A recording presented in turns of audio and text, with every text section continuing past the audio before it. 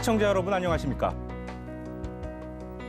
경쟁과 무조건적인 성공을 강조하는 사회에서 이 배려하는 마음이야말로 이 최고의 상생이라며 새로운 도전에 나선 한 남자가 있습니다. 사소하지만 타인을 생각하는 마음이 새로운 힘과 도전의 원천이 된다고 생각하는 주인공. 최초가 최고는 아니지만 이 최선을 다하는 인생을 살면 된다고 자신의 단단한 삶을 일궈온 그런 분인데요. 이민법 전문화와 대중화를 위해 노력해온 단 하나의 인물. 의미 있는 일로 오랜만에 한국을 찾은 특별한 분을 모셨습니다. 잠시 후에 만나보시죠. 국적 선택 기한을 놓치면 20년간 이중국적자로 살아야 하는 국적법 조항이 헌법재판소 심판대에 올랐다.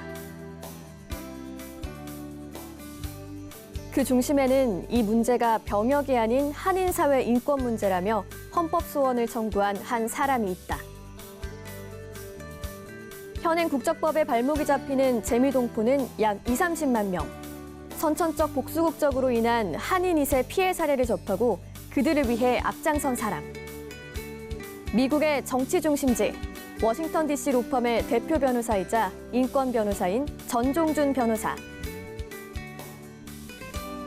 한국 최초 이민법 저자, 최초 미혼혈인 법안 제출, 최초 탈북자 미영주권 획득 기록, 최초의 남자로 기억되는 한인을 돕는 자랑스러운 법조인. 나 아닌 남을 위한 긍정적인 생각, 유싱킹의 마음으로 한인들을 위한 일에 발벗고 나서는 아메리칸 드림 개척자들의 안내자. 성공한 변호사지만 자신만의 성공을 위해 달리지 않겠다는 목표로 새로운 도전을 위해 한국을 찾은 전종준 변호사. 그를 지금 만나본다. 자, 전종준 변호사님 안녕하세요. 예, 안녕하십니까? 자, 먼저 저희 센터크 시청자 여러분들께 인사의 말씀 부탁드립니다. 예, 시청자 여러분 반갑습니다. 저는 워싱턴 로펌 대표 변호사 전종준입니다. 네, 자, 한국에는 좀 오랜만에 방문하신 걸로 알고 있는데요. 자, 오랜만에 돌아와 보니 우리 고국 어떻게 변했나요? 좀 기분도 좀 궁금한데요.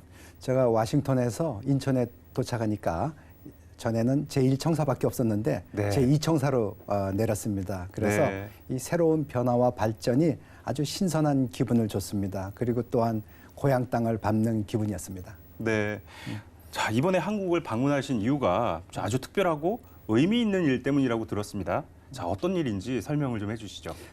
이번에 헌법재판소에서 그 공개 변론을 하는 기회를 주었습니다. 그래서 그것 때문에 왔는데 원래 그 헌법재판소는 보통 서면 심리를 다 합니다. 그래서 공개 변론은 별로 하지 않고 1년에 4번밖에 안 합니다. 작년에도 4번이었었고 올해도 저희가 마지막으로 4번째로 공개 변론을 하게 돼서 영광스럽게 이 자리에 와서 잘 마무리했습니다. 네, 자, 이 공개 변론 말씀하셨는데 자, 준비한 과정이 쉽지는 않았을 것 같아요. 어떻게 좀 준비를 해오셨고 또 어떤 점에 대해서 집중적으로 좀 얘기를 하셨는지요?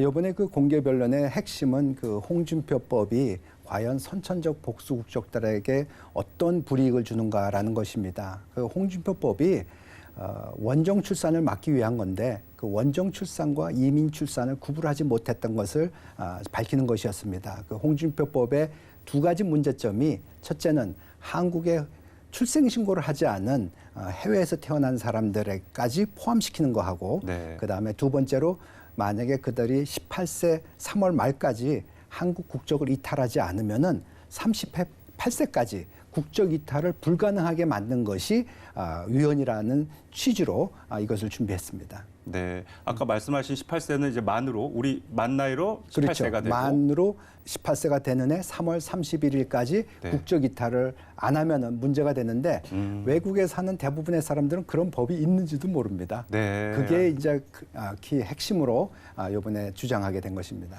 네. 자, 이거 오랫동안 이번 재판을 위해서 좀 준비를 해오신 만큼 예. 또 변호사님께 이번 변론에 좀 특별한 의미가 됐을 것 같아요. 예. 자, 꼭 전달하고 싶은 뜻이 있었을 것 같은데 좀 어떤가요? 최근에 화제가 되는 인물이 하나 있습니다. 그 디지털 경제부 장관이 된 그 프랑스의 세드리크 오라는 분을 이제 많이 아실 겁니다. 그분이 얼마나 자랑스럽습니까? 근데 그분의 나이가 37세입니다. 네. 그 아버지가 만약에 태어날 당시 한국 국적을 유지했고 어머니는 물론 프랑스 사람이지만 그리고 이분이 출생할 당시 생년월일이 1983년 5월 25일생 이후면은 홍준표법에 적용이 돼서 선천적 복수국적자가 됩니다. 그렇게 선천적 복수국적자가 되면은 그 아들까지 연계해서 복수국적이 됩니다. 또 미국에는 그 이번에 민주당 최초로 한인 중에서 앤디 김이 또 하원 의원이 됐는데 그분도 37세입니다. 이처럼 아주 유사한 케이스인데 이 사람들이 나중에 이중국적 시비에 말릴 수가 있습니다. 네. 그래서 앞으로 이런 사태가 있을 수 있기 때문에 이번 기회를 통해서 이런 일이 발생하지 않도록 이것을 우리가 빨리 법을 시정해야 되는데 많은 분들이 이건 뭐 해외 동포 문제가 아니냐라고 하는데 이것은 해외 동포 문제뿐만 아니라 한국의 국익에 굉장히 중대한 사안이라는 것을 제가 강조하고 있습니다. 네. 자, 지난 10년 정도의 이 노력으로 만들어진 이 선천적 복수 국적법. 예. 자, 이 해결을 위해서 공개 변론을 이미 하셨고 또 그 결과가 지금 어떻게 나올지는 좀 굉장히 뭐 주목되고 있는데요. 예. 자, 지금부터는 좀 더 자세하게 그 숨은 얘기들에 대해서 얘기를 나눠보도록 하겠습니다.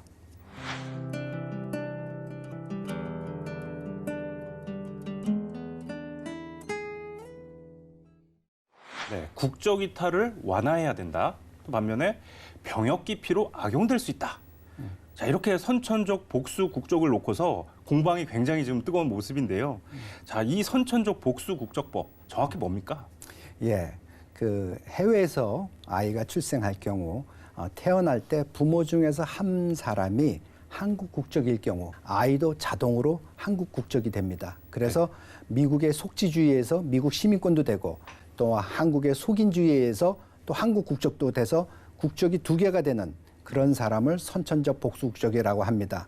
근데 지금 이슈가 왜 이 사람들에게 병역이 문제가 되냐 하면은 선천적 복수 국적자들은 해외에서 태어났기 때문에 그들은 한국말을 할 줄 모르고 그다음에 영어밖에 사용하지 못하기 때문에 한국의 실정을 알지를 못합니다. 근데 홍준표법은 그들에게 만 18세가 되는 3월 말까지 국적 이탈을 하지 않으면은 아까 말씀드렸듯이 38세까지 국적 이탈이 불가능합니다.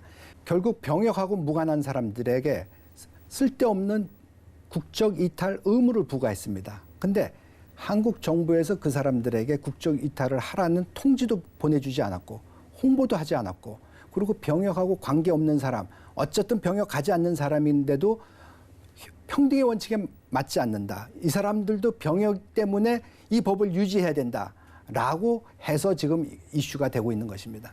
네. 자, 조금 전에도 말씀하셨듯이 뭐 잘 아실 거예요. 우리 한국 사회는 이 병역 문제라면 대단히 민감하게 반응들을 하고 있거든요. 자, 현재 미국에 있는 이 한인 2세들, 자, 이런 분들이 미국 공직 진출을 좀 이 법 때문에 좀 어려워하고 있다라는 얘기들을 좀 하고 있는데, 자, 좀 어떤 상황인가요? 이런 분들 좀 얼마나 되고 또 어떤 어려움들이 있을까요? 그 헌법재판소가 2016년에 제가 제 4차 헌법 소원을 할 때 어떻게 해석했냐면은 공직 진출을 못하는 것은 극히 우연적인 사정이다라고 해서 공직의 개념을 굉장히 좁게, 그러니까 뭐 최고 고위층만 생각한 거예요. 제가 그 결정을 반박하는 의미에서 이번에 오차를 했는데 공직의 개념은 굉장히 넓어요. 예를 들어서 사관학교에 입학한다든지 혹은 군인으로 간다든지 혹은 뭐 교사를 한다든지 소방관이 된다든지 국회의원을 나간다든지 여러 가지로 해석이 될 수가 있습니다. 그러면 그 사람들이 공직에 진출하면은요 신원조회를 하게 돼요. 그럼 신원조회 하게 되면 거기에 질문에 Have you ever held dual citizenship? 이중국적을 가진 적이 있느냐라고 질문해요. 근데 대부분이 선천적 복수국적에서 이중국적인지 모르는 사람은 다 노라고 표시했단 말이에요. 네. 근데 부모를 통해서 야, 너 무슨 선천적 복수국적자래? 그러면은 솔직하게 표시하면 내가 불이익을 당하는 거 아닌가라고 해서 갈등을 일으키고 있는 것이 지금 현 상황입니다. 네. 그런 상황에 처한 분들이 좀 많나요? 예. 몇 분 정도 있을까요? 제가 한 일주일에 한 2번 정도는 부모나 여러 사람한테 전화도 받고 그리고 전 미 전역 그다음에 세계에서 저한테 많은 사람들이 호소의 전화도 오고 이메일도 많이 옵니다. 네. 그런 걸 접하면서 이제 최근에 이 헌법 소원을 하면서 이게 알려지면서 우리 아이도 해당이 되네. 이제 그런 분들이 이제 저에게 많이 연락을 하고 그 어려움을 호소하고 있습니다. 네, 이 선천적 복수국적 폐지 꼭 필요하다고 보시나요? 물론 뭐 우리 정부는 좀 반대하는 입장인 것 같은데, 자, 이 법 개정에 대한 뭐 대안이랄까요? 좀 혹시 평소에 좀 생각하고 계신 바가 있나요?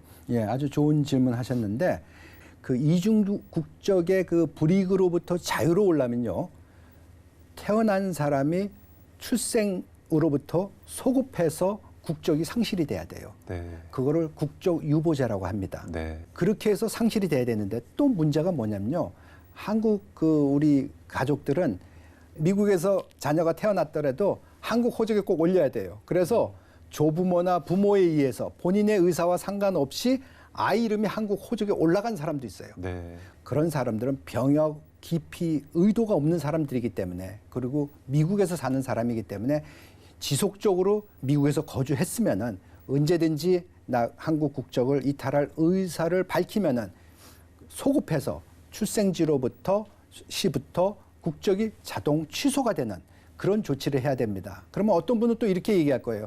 아, 그렇게 자동 상실되면 어떻게 하냐? 그거는 국적 박탈이다. 나는 유지하고 싶다. 그런 사람은 나중에 따로 출생 신고를 해서 나는 국적을 유보해서 갖고 싶습니다. 라고 해서 그 사람들을 한국 국적을 다시 줄 수는 있습니다. 네. 그런 거를 이 두 개를 같이 할 수 있는 거를 절충 국적 유보제라고 해서 네. 모든 사람이 만족할 수 있는 그런 합리적인 제도를 저는 권해주고 싶습니다. 네. 자, 이번 일이 만약에 성과를 내서 자, 법이 개정되면 우리 한국인 미국 대통령, 그러니까 한인 오바마의 탄생도 가능할까요? 좀 어떻게 보세요? 맞습니다. 오바마 대통령이 대통령이 될 수 있던 거는 그 아버지 나라 케냐 국적법 때문입니다. 네. 케냐법에 의하면은 그 오바마 대통령이 케냐 국적을 선택하지 않는 한 자동으로 말소가 됩니다. 네. 트럼프 대통령의 그 영부인 멜라니아는 슬로베니아 사람입니다. 네. 그 아들이 태어났을 때 그 사람은 영주권자였습니다. 그러니까 베론이라는 아들은 엄격히 따져보면 한국식으로 보면 선천적 복수 국적자예요. 근데 슬로베니아 국가의 그 국적법에 의하면은 이 베론이 슬로베니아 와서 살거나 아니면 트럼프하고 영부인이 등록하지 않는 한 얘는 자동 국적 상실입니다. 네. 그래서 트럼프가 그 아이 때문에 이중국적 시비에 말려들지 않기 때문에 말씀하신 것처럼 오바마 대통령도 나올 수 있고 영부인도 나올 수 있는 사례가 될 수가 있습니다. 네. 자, 우리 미주 동포 사회의 가장 큰 관심사 중에 하나가 이 신분 문제를 해결해주는 뭐 이런 건데, 우리 지금 이미 이민 전문 변호사로 상당 기간 또 활동을 하셨고 또 남들이 보통 하지 않는 이 한인 인권에도 눈을 좀 돌리고 계신데요. 자, 이런 특별한 이유가 있으신지요? 우리가 보이지 않게 곳곳에서 인종차별이 있습니다. 저도 얼마 전에 유나이티드 비행기를 타고 가다가 제 이름이 영어로 하면은 종준천이에요. 네. 저는 존천 미국식으로 이름을 안 하고 한국 이름을 그대로 갖고 있습니다. 네네. 그러면 봐도 이건 동양 사람이고 이건 뭐 외국인 같고 그 사람들은 제가 변호사인지 몰라요. 이름만 봐선. 네. 제 자리가 없어진 거예요. 저 뒤로 밀려가 있고 돈을 내고 앞자리를 했는데도. 네. 그래서 제가 유나이티드 항공사를 소송을 냈었습니다. 네, 네. 그 이유는 결과가 어떤 우리 소수민족이 목소리를 낼 수 있다는 것을 보여주기 위한 것입니다. 그렇지만은 우리 한인들이 힘이 없고 언어적 문제가 있고 그다음에 돈이 문제가 되고 변호사를 쓰려면 그래서 제 목소리를 못 내는 경우가 많습니다. 네. 그래서 제가 갖고 있는 제 재능으로서 그 한인들이 목소리를 낼 수 있도록 그런 인권운동에 참여함으로써 우리 한인들이 좀 더 그 미국 주류 사회에 진출할 수 있고 또 불이익을 당하지 않도록 하는데 제가 관심을 갖게 되었습니다. 네. 자, 앞으로 변호사님께서 또 다른 또 개선하고 싶은 것들, 또 한인 사회를 위한 우리 변화의 노력, 뭐 이런 걸 좀 생각했을 때, 자, 어떤 과제, 어떤 걸 좀 풀어야 될까요? 우리 한인들이 좀 수줍어하는 분들이 좀 많으세요. 그리고 또 언어 문제 때문에 우리끼리 또 모여 사는 또 네. 그런 경향도 있습니다. 그렇더라도 우리가 먼저 미국 사회에 나가서 먼저 손을 내밀고 그들과 같이 융화하면서 서로 교통할 수 있는 그런 자리를 만들면서 우리가 미 주류 사회의 정치나 경제적으로 같이 연대를 할 수 있는 그 길로 나가야 됩니다. 그래야지만 우리가 우리의 목소리를 낼 수가 있고 그들과 하나가 될 수 있는, 그래서 함께 그 윈윈할 수 있는 그런 절차를 밟아야 된다고 생각합니다. 그런 의미에서 한국 정부에서도 그 선천적 복수국적과 같은 그 불이익을 주는 그 법을 개선해 줌으로써 2세, 3세들이 정치적으로나 경제적으로 진출할 수 있도록 후원해주고 같이 밀어줌으로써 앞으로 한인 사회가 더 크게 발전할 수 있다고 저는 생각합니다. 네. 자, 우리 한인 사회를 위하는 우리 변호사님의 노력 지금 충분히 느껴지는데, 자, 아마 미국을 넘어서 이 전 세계에 우리 한인, 우리 인재들이 좀 많아지기를 바라는 마음이 있는 것 같아요. 자, 지금부터는 조금 다른 대화를 좀 나눠보도록 하겠습니다. 예.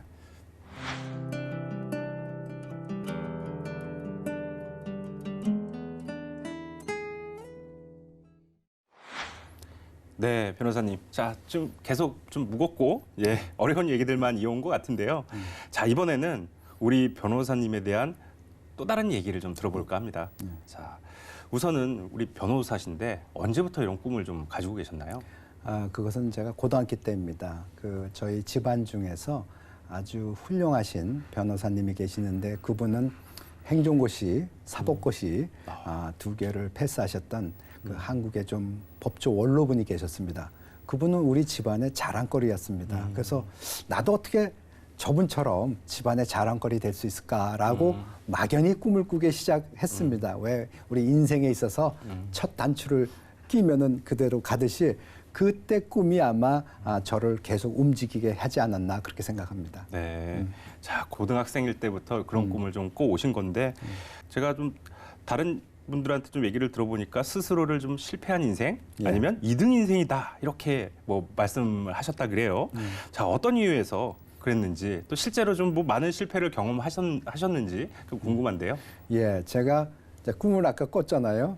저도 이제 곧 변호사가 되고 싶다라고 해서 전 고등학교 때부터 육법전서를 공부했어요. 혼자서. 네. 고등학교 공부를 제대로 안 하고. 아하. 그러니까 인생을 거꾸로 사는 거죠. 그러니까 고등학교 성적이 어떻겠어요?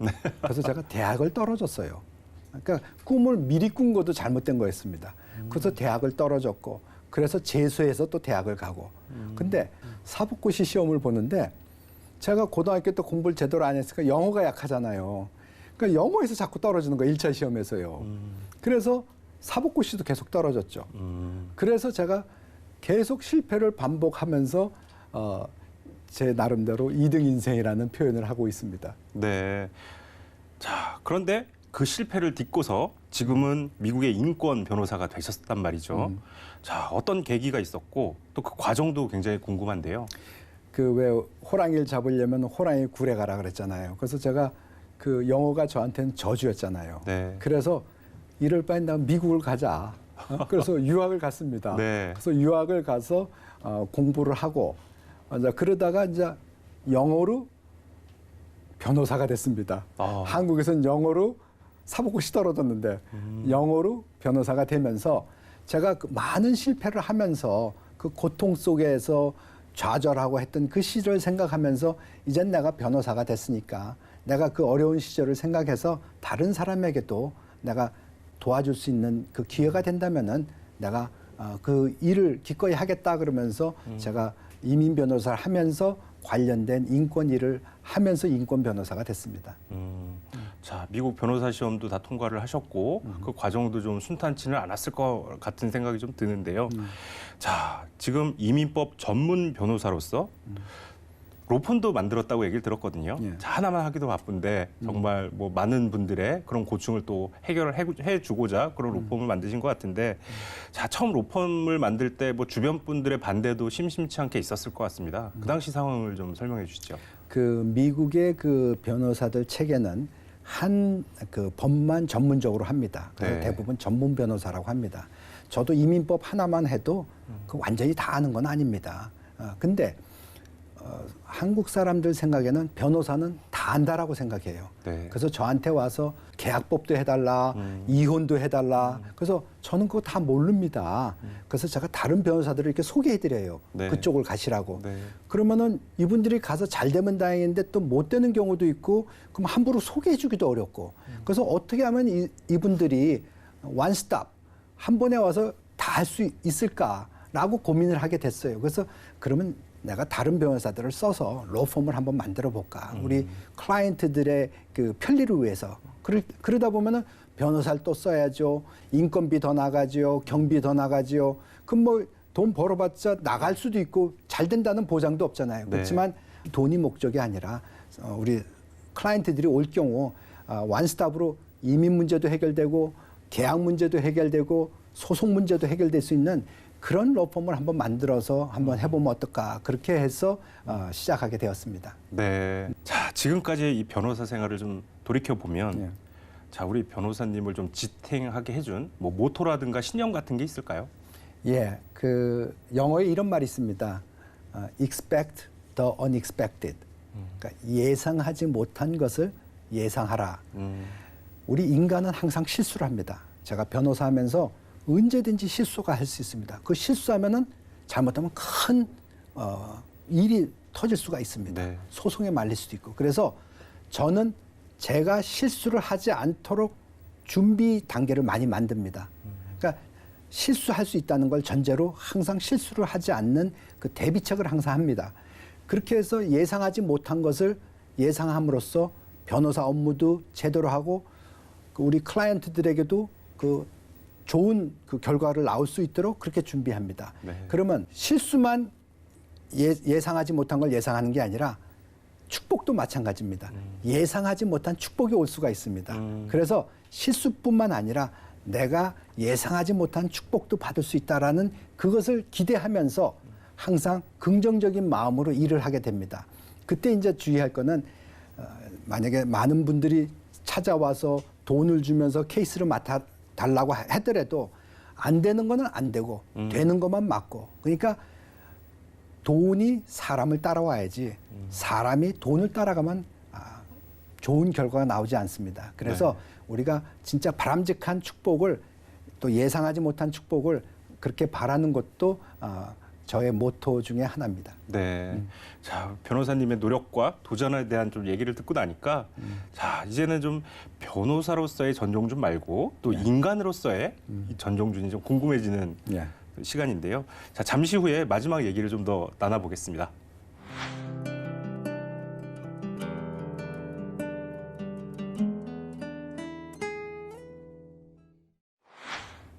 네, 남다른 도전과 노력. 자, 이런 것들을 가능하게 한 이 변호사님의 미국 생활도 굉장히 궁금한데요. 자, 20년간 워싱턴에서 변호사 생활을 좀 하셨죠. 그리고 현재 미국인 아내와 또 살면서 피부로 느낀 미국 사회 좀 어떤가요? 글쎄, 미국은 어떤 나라라고 꼬집어서 말하기는 참 쉽지는 않습니다. 왜냐하면 각 개인의 그 환경이나 그 배경에 따라서 미국을 보는 눈이 달라질 수가 있습니다. 그러나 미국은 다양한 민족과 다양한 문화가 함께 어울려 있고, 그다음에 그 넓은 땅이 있기 때문에 기회의 나라입니다. 생각해보면 굉장히 좀 힘든 미국 생활도 좀 겪으셨을 것 같은데, 자, 또 나름의 철학을 가지고 또 생활을 하셨고, 또 그 경험을 바탕으로 책도 굉장히 많이 쓰셨더라고요. 네. 자, 특별한 이유가 있으신가요? 제가 책을 지금 14권째 냈습니다. 네. 책 하나 날 때마다 아이 하나 난 것 같이 출산에 고통이 있다 그러면 저희 아내가 막 꼬집어요.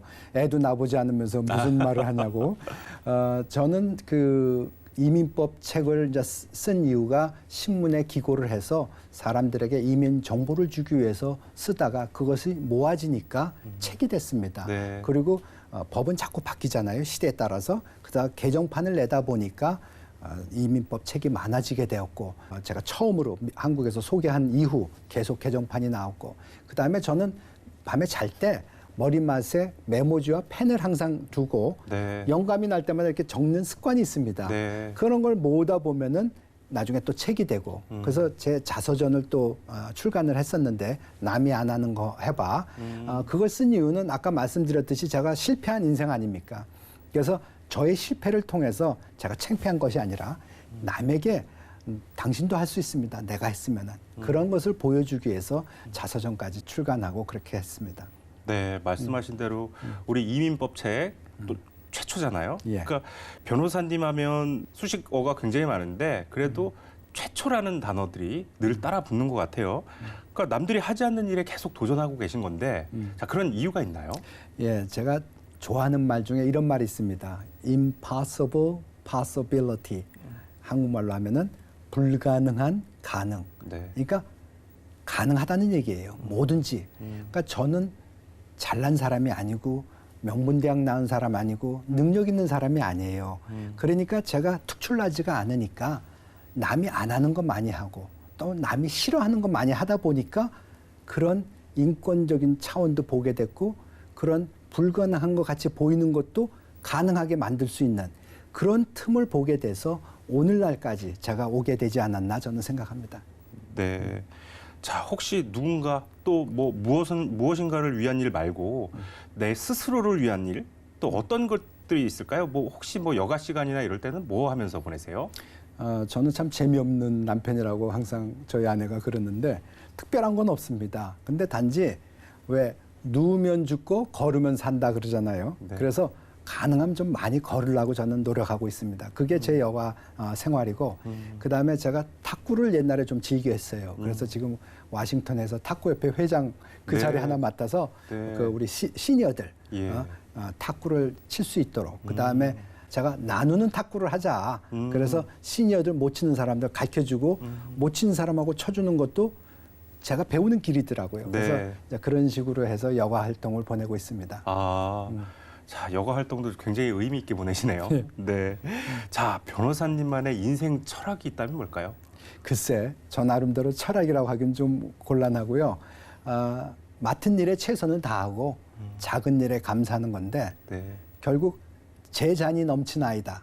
저는 항상 부족한 저지만은 받은 것이 너무 풍족하다라고 제가 항상 느끼는 거예요. 그래서 제 잔이 넘치니까 그것을 남에게도 나눠주고 제가 받은 만큼 그것이 바로 인생의 철학이 아닌가 저는 생각하고요. 그다음에 최근에 좀 깨달은 것은 왼수를 사랑하라. 그거는 제가 못해요. 저 같은 소인이. 그렇지만 남의 실수를 사랑하자. 그리고 내 실수를 사랑하자. 내가 왼수는 사랑하지 못할지라도 남의 실수를 사랑하는 것부터 시작한다면은 내가 그 사람들과 관계가 성립되지 않는가. 결국 우리의 행복과 성공은 인간 간의 관계를 세우는 거라고 저는 생각합니다. 네. 그래서 저희 인생의 철학은 바른 관계를 세우자라는 것이 저의 생각입니다. 네. 자, 남이 하지 않은 그 뭔가를 좀 해보고자 하는 이 변호사님의 좀 부단한 노력들이 좀 느껴지는데 자, 마지막으로 저희 센터크 시청자 여러분들께 뭐 인사라든가 마지막으로 하고 싶은 말씀이 있으시다면 뭘까요? 말씀하신 그 남이 안 하는 거는 결국 나를 필요로 하는 사람이 내 이웃이다라는 생각에 전제해서 가능합니다. 우리 사는 인생의 길은 꽃길은 결코 아닙니다. 그럼에도 불구하고 꼭 경쟁 사회에서 남을 밟고 올라가는 것이 아니라 손을 뻗쳐서 그 사람들을 일으켜 세워줄 수 있는 나를 필요로 하는 사람에게 관심과 배려를 할 수 있는 그런 사회가 우리가 서로 윈윈 할 수 있는 그리고 더불어 함께 살 수 있는 행복한 사회가 될 수 있다고 저는 생각합니다. 네, 변호사님, 자, 먼 미국에서 고국에 오셨는데 저희의 인터뷰에 응해주셔서 대단히 감사합니다. 네, 감사합니다. 워싱턴에서 한인 최대 로펌을 운영하는 성공한 변호사지만 자신만의 성공을 위해 달리지는 않았던 삶. 그래서 그의 삶이 더 위대해 보이는 것 같습니다. 수많은 실패의 연속에서도 좌절하지 않고 또 꿈을 이루고 매 순간 도전이라는 삶을 사는 그의 모습에서 느끼는 바가 참 많은 오늘입니다. 최고는 아무나 될 수 없지만 최선은 누구나 할 수 있다는 전종준 변호사의 정신. 다시 한번 깊게 생각하게 됩니다. 저는 다음 시간에 찾아뵙겠습니다. 감사합니다.